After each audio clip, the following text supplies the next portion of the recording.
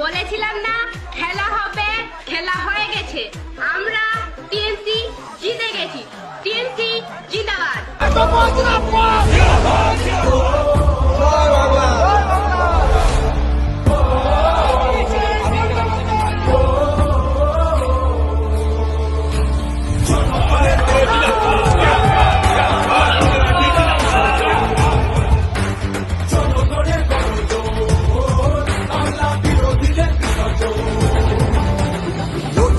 সবার হয়ে অধিকারের লড়াই, জমিদারের ঠাঁই হবে না এই আমাদের বড়াই। মা মাটি আর মানুষ নিয়ে বাংলা আছে ভালো।